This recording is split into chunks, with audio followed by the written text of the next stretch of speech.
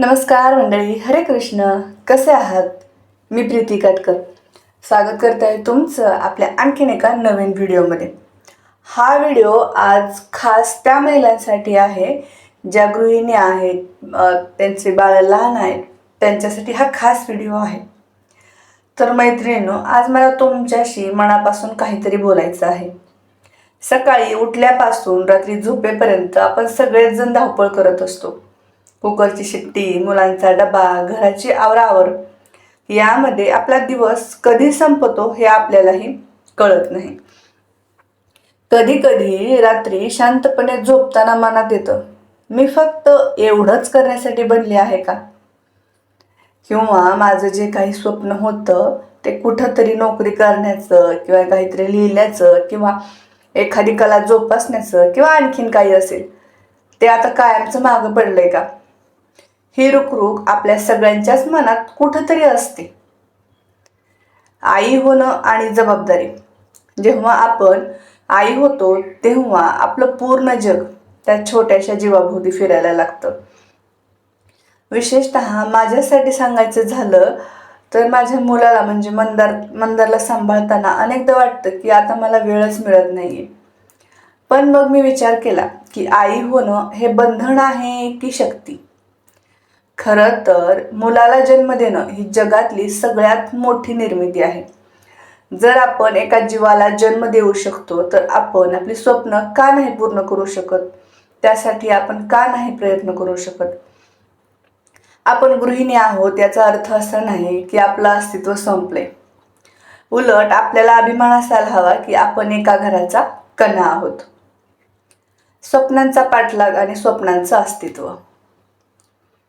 मैत्रिणींनो, जेव्हा मी लिहायला सुरुवात केली किंवा माझे यूट्यूबचे व्हिडिओ बनवायला घेतले तेव्हा सुरुवातीला मलाही खूप भीती वाटली की लोक काय म्हणतील, माझ्या घराकडे माझं दुर्लक्ष होईल का, मी मंदारचं संगोपन व्यवस्थित करेल का?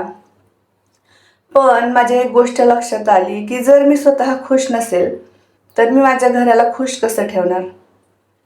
म्हणून आपली स्वप्न पूर्ण करण्यासाठी आपण प्रयत्न केले पाहिजेत, ना की दुसऱ्या कोणी येऊन म्हटलं पाहिजे की जा सिमरन जी ले अपनी जिंदगी.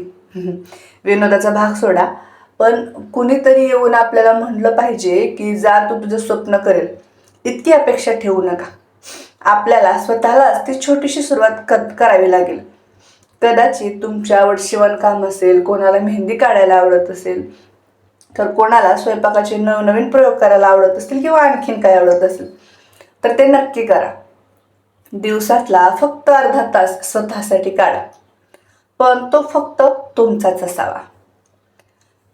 अडचणींवर मात कशी करायची? अडचणी तर येणारच आहेत. काही नवीन करायचं म्हणलं की अडचणी ह्या येतच असतात. कधी बाळ रडेल, कधी पाहुणे येतील, कधी कामं जास्त असतील, पण जिद्द असेल तर मार्ग निघतो. मुलं झोपली की थोडं थोडं काम करा.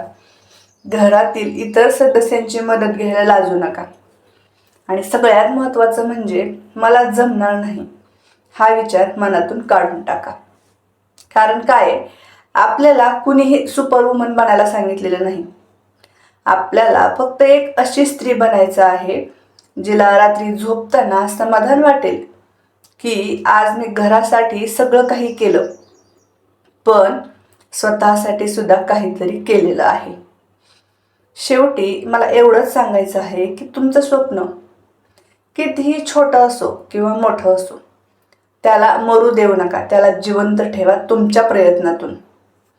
तुम्ही एक चांगली आई आणि यशस्वी स्त्री या दोन्ही गोष्टी एकत्र करू शकता. जेव्हा तुमची मुलं मोठी होतील तेव्हा त्यांना अभिमान वाटला पाहिजे की माझी आई फक्त घरी कामच करत नव्हती, तर तिने स्वतःची ओळख सुद्धा जपली आहे. हां, स्वप्न म्हणजे नेहमी पैसाच कमवणं हे असं नसतं कधी, मी हे नेहमी सांगत असते. तर चला आजपासूनच सुरुवात करूयात तुमच्या स्वप्नांसाठी आपल्या स्वप्नांसाठी छोटेसे प्रयत्न करायला. तर या प्रवासात तुम्ही एकट्या नाही आहात, मी सुद्धा तुमच्यासोबत आहे. आपण सर्वजण आहोत. चला तर मग आजपासून एक छोटंसं पाऊल टाकूयात.